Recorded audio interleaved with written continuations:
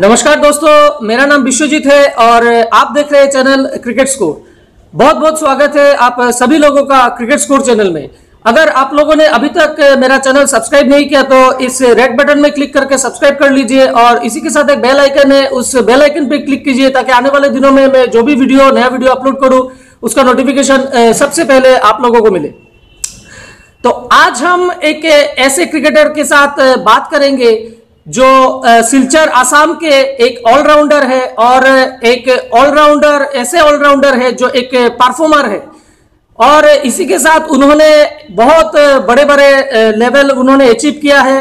उन्होंने आसाम के लिए अंडर 17 स्टेट खेला है, अंडर 19 खेला है, अंडर 22 खेला है, अंडर 23 खेला है, अंडर 25 खेला है और इसी के साथ साथ उन्होंने रणजी ट्रॉफी का जो वनडे फॉर्मेट है वो भी खेला है और जो T20 फॉर्मेट है वो भी खेला है। और सबसे बड़ी बात है जो आसाम में पहली बार 2013 में 2013 में पहली बार ऑल इंडिया लेवल में आसाम ने पहली बार रणजी ट्रॉफी का जो वनडे फॉर्मेट है उसमें फाइनल तक खेला था, लेकिन अनफॉर्चुनेटली दिल्ली के साथ वो लोग हार गए थे और उस टीम में भी ये ऑलराउंडर उसी टीम में थे।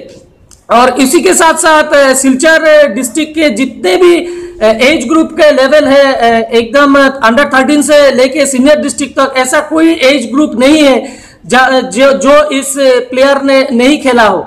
और उसके साथ साथ वो मलेशिया भी जा चुके हैं, मलेशिया में उन्होंने वहाँ के जो लीग मैचेस है वो भी खेले हैं। तो आज हम बात करेंगे हमारे सिलचर आसाम के एक बहुत ही टैलेंटेड उभरते हुए खिलाड़ी और जिसका नाम है शौमिक दास। तो आज हम बात करेंगे शौमिक के साथ और उससे भी एक इम्पोर्टेंट बात है वो खेलने के लिए उनको नौकरी भी मिली है। तो वो किस तरह से उनको नौकरी मिली है वो हम सब आज शौमिक दास से हम जानेंगे। तो आइए मिलते हैं सिलचर आसाम के talented allrounder mister Shoumik Das. Shoumik please welcome, आप आइए। Hi everyone. तो अभी हमारे साथ है सिलचर आसाम के मिस्टर शौमिक दास, ऑलराउंडर शौमिक दास। तो आज हम उनसे बहुत टिप्स ऑलराउंड के बारे में जान पाएंगे। तो सबसे पहले हम उनसे थोड़ा बात कर लेते हैं। शौमिक, आपको बहुत बहुत धन्यवाद, आपने कीमती समय निकाल के हमारे क्रिकेट स्कोर चैनल को दिया और मैं उम्मीद करता हूं कि हमारे जो दर्शक है, जो व्यूअर्स है, उन लोगों को आपका जो टिप्स आप देने वाले हैं ये बहुत ही लाभदायक होगा उनके लिए। तो आप कुछ कहना चाहेंगे?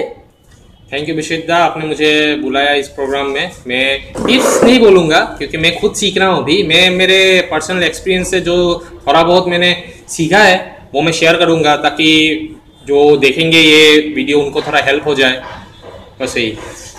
बहुत बढ़िया शौमिक।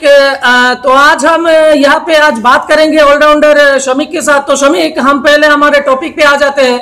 आपने बहुत जब मैं खेलता था, जब मेरा क्रिकेटर शुरू हुआ था क्रिकेट करियर, तब आप बहुत छोटे थे, आप फील्ड में आते थे और आपके पिताजी के साथ आते थे। तो मैं आपसे एक बात जानना चाहता हूँ, आप जो यहाँ तक जो अभी अपने लेवल अचीव किया है, जितना भी आपने खेला है अभी तक, रणजी ट्रॉफी खेलना एक बहुत बड़ी बात होता है, स्पेशली सिलचर से रणजी ट्रॉफी खेलना बहुत बड़ी बात होता है। तो आपको बहुत बहुत कॉन्ग्रेचुलेशन, आपने खेला है, वो अचीव किया है। तो मैं एक चीज जानना चाहता हूँ, हमारे दर्शक जानना चाहते हैं कि ये जो आपका जो एक इंस्पिरेशन है, आप जो खेलने आप क्रिकेट के बैकग्राउंड से आए हैं, आपके पिताजी भी बहुत बड़े इंडिया लेवल के खिलाड़ी रह चुके हैं, तो ये इंस्पिरेशन आपको किस तरह से आपको मिला और आपको किसने ये इंस्पिरेशन दिया ये क्रिकेटर के रूप में उभर के आने के लिए?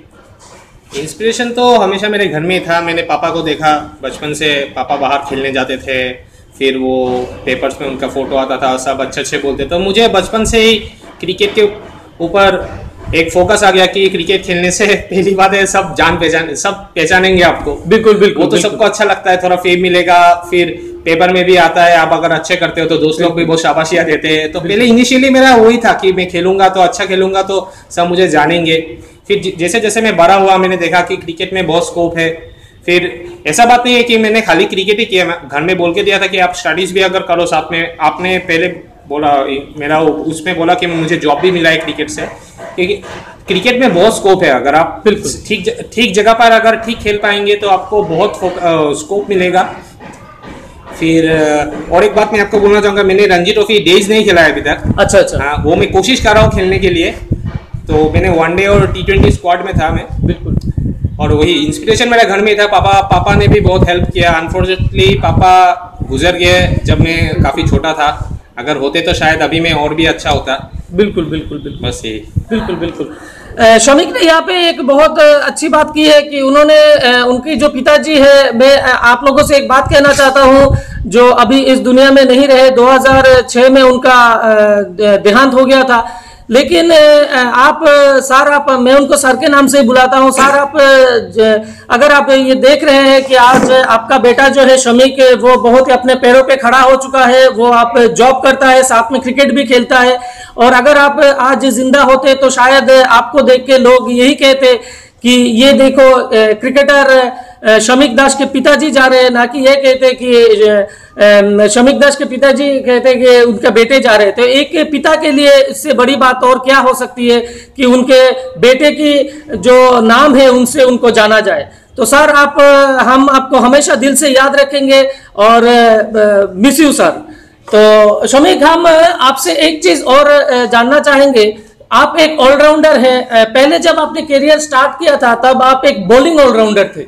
बॉलिंग, जहां तक मैंने देखा है, बॉलिंग ऑलराउंडर थे। लेकिन जितने भी जैसे जैसे आप क्रिकेट में मतलब डेवलप करते चले गए, आप एक बैट्समैन के रूप से उभर के आए। पिछले सीजन में सीनियर डिस्ट्रिक्ट में भी आपने शायद आपके लाइफ का पहला सेंचुरी लगाया था चराइदो के खिलाफ। तो वो मैच मैंने देखा था, इसी ग्राउंड में हुआ था, सिलचर में। तो वो मैच मैंने देखा था, बाउंड्री लाइन से बहुत अच्छी तरह से ऑब्जर्व किया था। तो वो उस मैच में मैंने एक चीज ऑब्जर्व किया कि आपने एकदम बिल्कुल एक प्रॉपर बैट्समैन के हिसाब से उस मैच को, आपने एक इनिंग्स को बिल्ड किया। तो एक बॉलिंग ऑलराउंडर के तौर से उठ के आने के बाद एक बैट्समैन के हिसाब से ये आपने कैसे इस चीज को आपने कैसे हैंडल किया, कैसे आप एक बैट्समैन के रूप में उभर के आए? एक्चुअली बात क्या है कि आजकल कंपटीशन बहुत ज्यादा है। बिल्कुल बिल्कुल। अगर आप खाली बॉलिंग करेंगे तो फिर आपको मतलब आप कॉन्स्टेंटली टीम में नहीं रह सकते। आपको अगर आपको टीम में आना है तो आपको दोनों साइड आपको वर्क करना पड़ेगा। अनफॉर्चुनेटली मेरा 2014 में एक इंजरी हुआ था, मेरा शोल्डर डिसलोकेट हो गया। अच्छा। तो डॉक्टर ने मुझे 18 मंथ्स मतलब रेस्ट करने के लिए बोला कि बॉलिंग मत डालो, थ्रोइंग मत करो। तो वो 18 मंथ्स मैंने पूरा बैटिंग में कॉन्सेंट्रेट किया, क्योंकि बैटिंग में मेरा राइट शोल्डर डिसलोकेट हुआ था। तो लेफ्ट हैंड से मैं ड्रिल्स करता था, या तो मैं ट्राई करता था कि थोड़ा बैटिंग मेरा बेसिक इतना ठीक नहीं था मेरा बेसिक, तो मैंने थोड़ा बेसिक में वर्क किया। तो ग्रेजुअली जब मैं फिर मैचेस खेला, मैंने उसमें थोड़ा ये देखा कि मेरे को वो प्रॉफिट हुआ है कि मेरा बैट भी अभी सीधा आ रहा है। तो फिर मैंने, हमारे यहाँ पर कोचेस है, उन्होंने मुझे थोड़ा प्रमोट किया बैटिंग ऑर्डर में। तो देखा कि तू ऊपर जाके देखे कि मैं तब बॉलिंग नहीं डाल रहा था। अच्छा अच्छा। तो मैं भी टीम में अभी कंट्रीब्यूशन ज़्यादा करने के लिए मैंने भी रिस्पॉन्सिबिलिटी लिया। फिर ग्रेजुअली वैसा कर करके हो गया और रन। अभी बैटिंग में भी मेरा एंजॉय हो रहा है। एंजॉय मतलब मैं कॉन्फिडेंस के साथ बैटिंग भी कर रहा हूँ। फिर अभी बॉलिंग भी मैंने स्टार्ट कर दिया है, पहले की तरह नहीं, लेकिन अभी मैं मतलब ग्रेजुअली आ रहा है मेरा। थोड़ा और मैच प्रैक्टिस होगा तो आ जाएगा मेरा बॉलिंग भी पहले तो।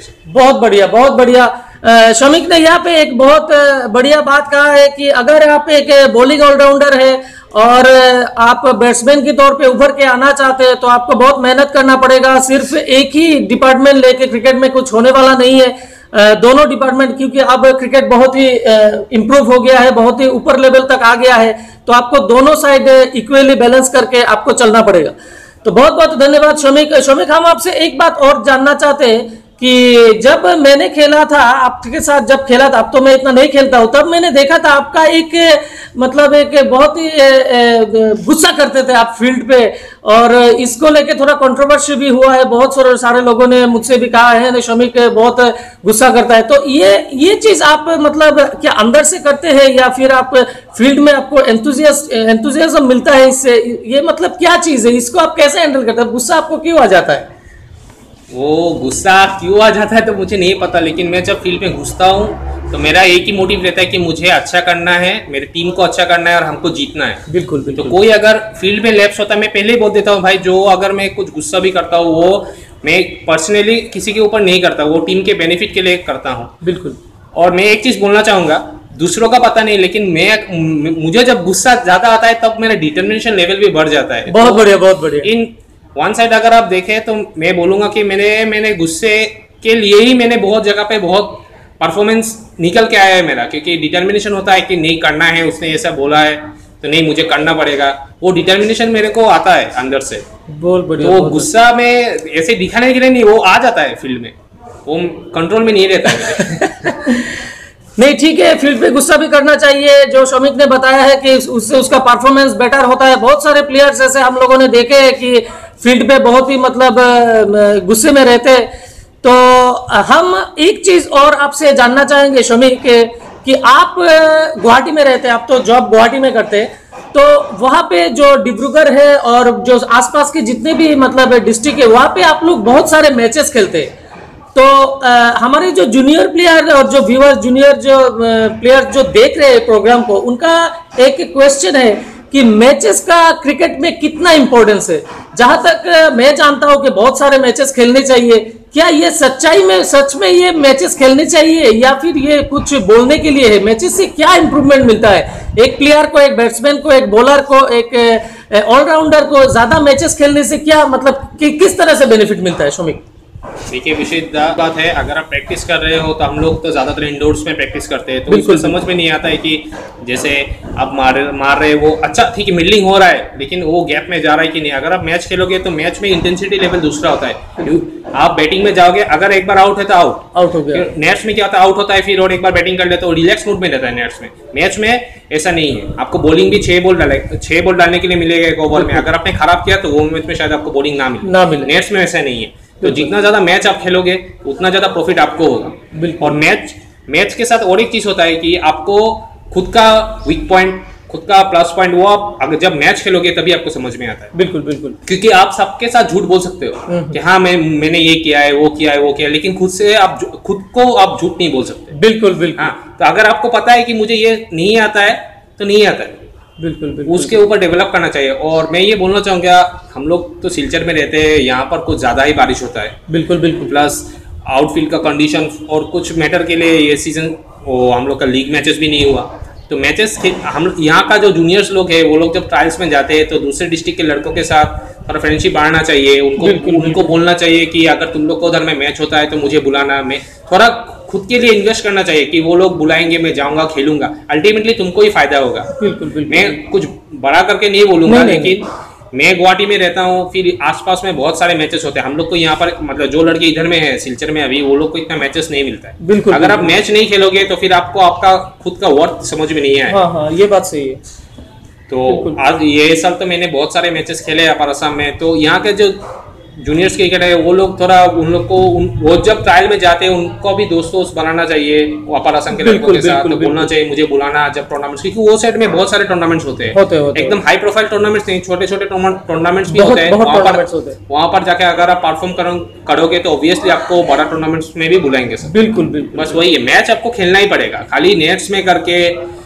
वही एक बात है ना, एक होता है प्रैक्टिस, एक होता है परफेक्ट प्रैक्टिस। परफेक्ट प्रैक्टिस आपको मैच में ही मिलेगा। या तो कुछ अगर मैच ना भी खेले, अगर फील्ड के अंदर आप मैच सिचुएशन की तरह जैसे हम लोग खेलते हैं मैच सिचुएशन की तरह, वो भी अगर खेलेंगे तो भी डेवलप होगा। खाली नेट्स में बैटिंग करके या बॉलिंग करके कुछ ज्यादा फायदा है नहीं। बहुत बढ़िया, बहुत बढ़िया, बहुत बढ़िया बात यहाँ पे शौमिक ने कहा है कि बहुत सारे मैचेस खेलने चाहिए। अगर आप मैचेस नहीं खेलोगे तो आपका इम्प्रूवमेंट नहीं होगा और आपको मैचेस खेलने चाहिए। अगर आप मैचेस नहीं भी खेल रहे हो, अगर इस तरह से अगर आपका मैच सेटअप नहीं हो तो भी आप एक सिचुएशन के अकॉर्डिंग आप उसको मैचेस बना के भी आप उसको मैच खेल सकते हो। जितना मैचेस खेलोगे उतना आपका इन फ्यूचर में आपका बेनिफिट होगा।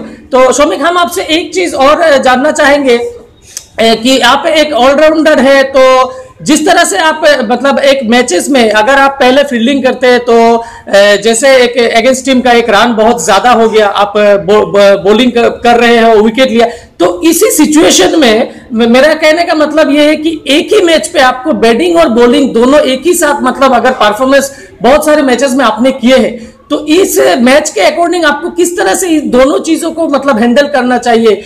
एक ही मैच में अगर आपको परफॉर्म करना है, बैटिंग और बॉलिंग दोनों चीजों को मैच आपको जिताना है, तो आपको किस तरह से आपका माइंडसेट किस तरह से रहना चाहिए एक ऑलराउंडर के हिसाब से?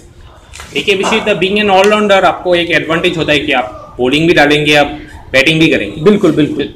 तो आपको मतलब क्या होता है, अगर आप जैसे आपका पहले बॉलिंग हो गया तो आप बॉलिंग डाल रहे हैं, तो अगर आपको 1-2 विकेट मिल जाता है तो एक इनर कॉन्फिडेंस आ जाता है कि मैं आज मैच शायद अच्छा हो रहा है, तो फिर आप बैटिंग में जाके भी उसको इम्प्लीमेंट कर सकते हैं। तो जैसे या तो आप लोग का जैसे हम लोगों का पहले बैटिंग हो गया तो मैंने जाके कुछ 60-65 रन बना लिए, तो मेरा एक कॉन्फिडेंस आ जाएगा कि ठीक है आज मेरा अच्छा हो रहा है, तो मैं वो एक मोटिव लेके कॉन्फिडेंस लेके वो मैच अप्रोच कर सकता हूँ कि हाँ मेरा अच्छा हो रहा है। लेकिन एक ऑलराउंडर होने से आपको एक चीज होना पड़ेगा कि आपको थोड़ा फ्लेक्सिबल होना पड़ेगा। आपका कुछ एक परफेक्ट पोजीशन नहीं है। ऐसा भी हो सकता है कि आपको उस मैच में आपको बॉलिंग ना कराए आपके कैप्टन, बिल्कुल, या तो आपको बैटिंग ही ना मिले, तो फिर आपको डिसहार्टनिंग नहीं होना है, क्योंकि आपको टीम में मिला है बैटिंग बॉलिंग दोनों चीज के लिए। बिल्कुल, तो आपको दोनों चीज जब भी आपको मौका मिले आपको जस्टिफाई करना है, और कुछ ज्यादा थिंकिंग नहीं है, नॉर्मली है जब बॉलिंग डालना है तो विकेट लेना है, जब बैटिंग डालना है तो रन बनाना है। लेकिन उसके साथ आपको पार्टनरशिप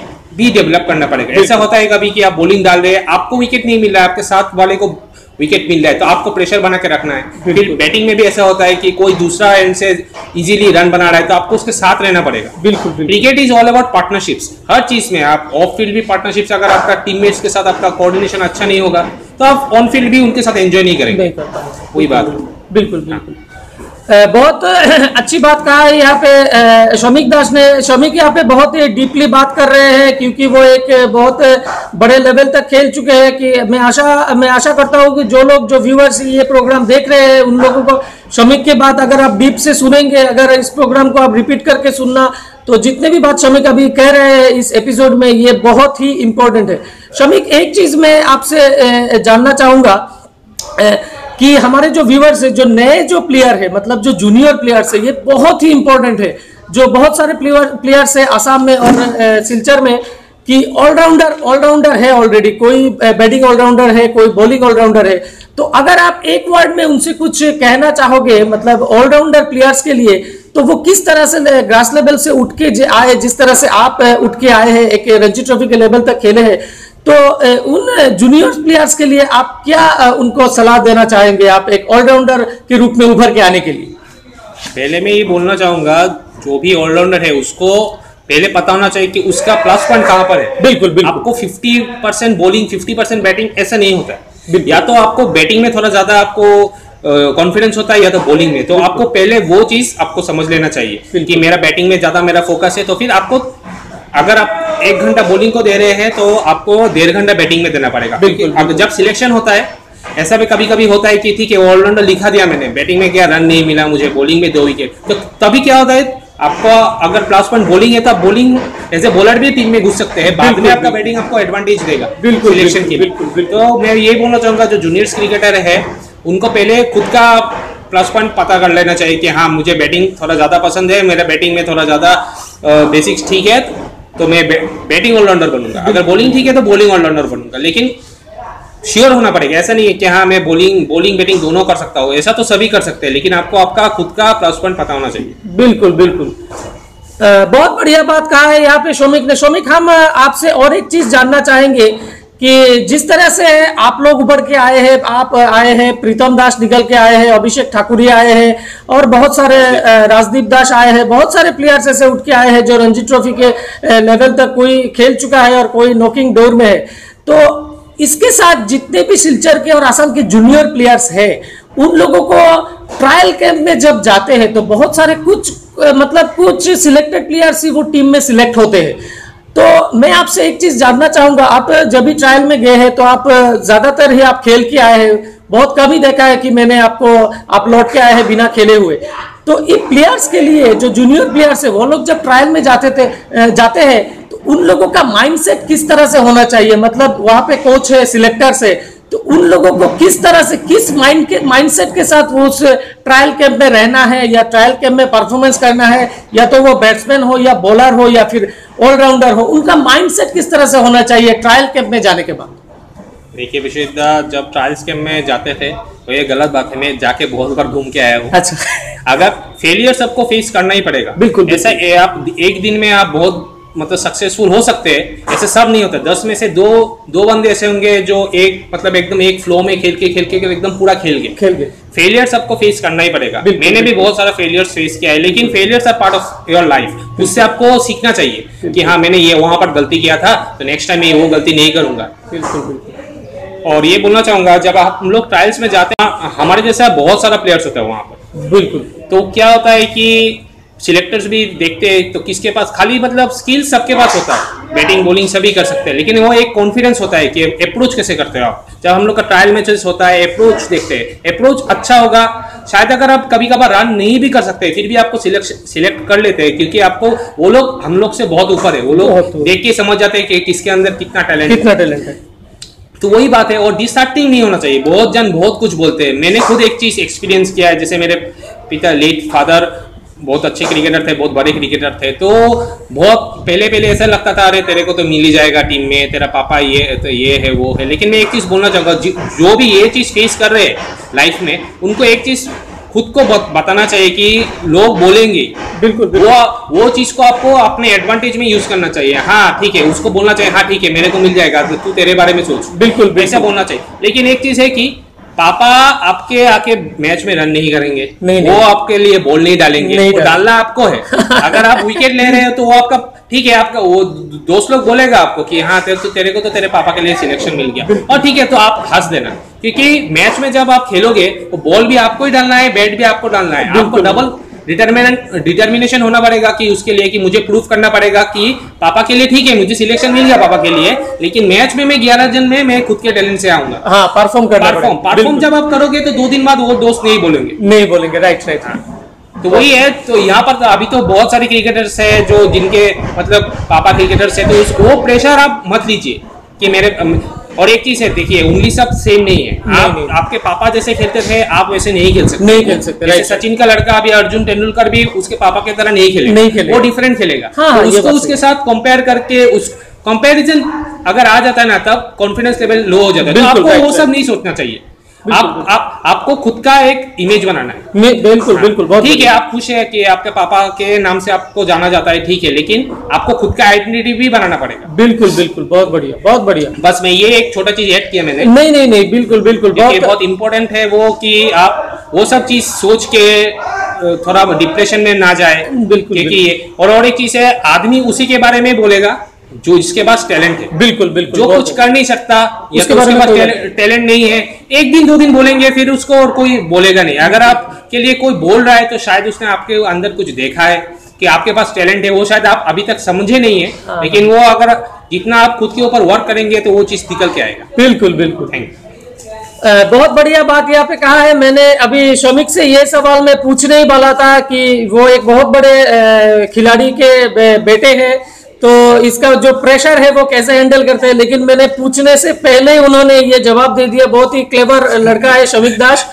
तो शौमिक, हम आपसे बहुत चीज आज जाने हैं हम लोगों ने, हमारे व्यूअर्स ने। मैं उम्मीद करता हूं कि ये जो शौमिक ने आज बताया है ये आप लोगों को बहुत दिनों तक, अगर आप इस बात को अगर आप फॉलो करेंगे, अगर आप इस बात को डीपली अगर आप सुनेंगे, तो मैं उम्मीद करता हूं कि ये जो एपिसोड मैंने बनाया है शौमिक के साथ मिलके ऑलराउंडर के ऊपर, ये आप लोगों को बहुत हेल्प करेगा। तो शौमिक, आज के लिए हम इतना ही। मैं आपको बहुत बहुत थैंक्स देता हूं मेरे प्रोग्राम में आने के लिए, और बहुत बहुत धन्यवाद शौमिक। तो आज के लिए एपिसोड इतना ही दोस्तों। मैं उम्मीद करता हूं ये एपिसोड आपको बहुत अच्छा लगा होगा जो मैंने शौमिक के साथ बनाया है कि ऑलराउंडर के ऊपर। और अगर आपको ये वीडियो अच्छा लगे तो आप लाइक कीजिए, कमेंट कीजिए और शेयर कीजिए, और एक सब्सक्राइब तो बनता ही है हमारे इस शौमिक दास ऑलराउंडर के लिए। तो मिलते हैं अगले एपिसोड में और एक फ्रेश एपिसोड के साथ। हो सकता है ये कोई रणजी क्रिकेटर हो सकता है ये कोई एनसीए का कोच हो, और हो सकता है ये कोई नॉर्मल अपकमिंग क्रिकेटर हो। तो मिलते हैं अगले एपिसोड में, तब तक के लिए नमस्कार।